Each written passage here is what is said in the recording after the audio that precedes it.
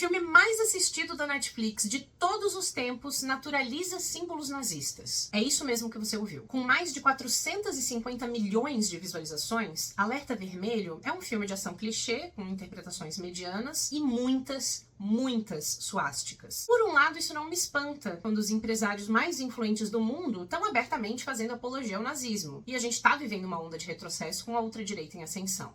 De novo. Então, quase natural que esses símbolos comecem a retornar para as telas com esse tom de cumplicidade velada. Por outro lado, a maior estranheza em relação a isso é o fato de que Hollywood sempre foi dominado por empresários de origem judaica. Inclusive, um dos CEOs, que é uma figura fundamental na estratégia de conteúdo da Netflix, também é de origem judaica. E não é à toa que a gente teve infinitos filmes com vilões nazistas. Então, ver esses símbolos sendo usados em um contexto tão condescendente foi meio chocante, sim. Se bem que depois de tudo que aconteceu com a Palestina... Enfim, o personagem do Ryan Reynolds é filho de um famoso caçador de tesouros e colecionador de arte. E o pai dele deixa pra ele um relógio muito importante, com dicas de como conseguir encontrar o artefato que ele, a Gal Gadot e o The Rock estão atrás. Eles são 3 ladrões famosos. E na parte de trás do relógio tem uma suástica.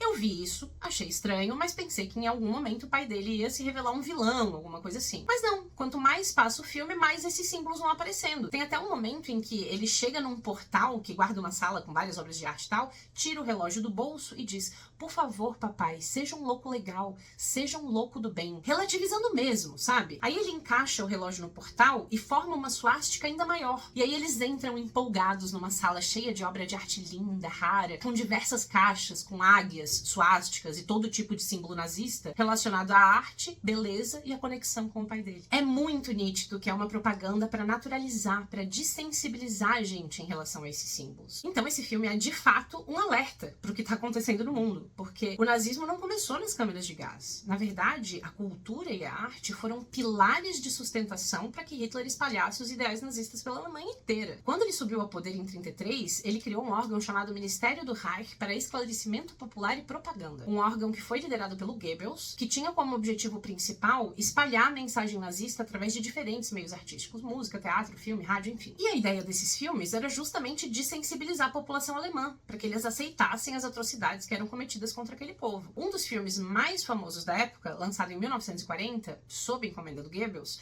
foi O Eterno Judeu. Um literal instrumento de desumanização em massa, articulosamente editado para transformar ódio em pseudociência. Começa com uma sequência de ratos infestando esgotos, acompanhada por uma narração que equipara a proliferação dos roedores à presença judaica na Europa, o que já é uma preparação para o que vem depois. Várias imagens manipuladas, trechos de filmes distorcidos, fotografias tiradas fora de contexto, todas reunidas para pintar os judeus como parasitas sociais, uma ameaça à pureza ariana. Cenas de guetos poloneses que foram criados e mantidos em condições desumanas pelos próprios nazistas, mas eles usam essas imagens como prova do modo de vida judaico. A mensagem era muito clara: os judeus eram inimigos. Não por acaso a distribuição desse filme coincidiu com a escalada do Holocausto. A arte carrega discursos que têm uma influência absurda nas pessoas. E é assim que começa a naturalização dessas ideologias, gente. De forma indireta, pontual, um bilionário estendendo um braço aqui, um filme com suástica acolá, discursos sobre esposas tradicionais, a insistência sobre o inimigo, o comunista, o imigrante, e aí parte para o controle dos corpos femininos, LGBT, com deficiência, racializados, até que tá todo mundo controlado. Vocês não viram como a propaganda colocando a culpa no Hamas funciona?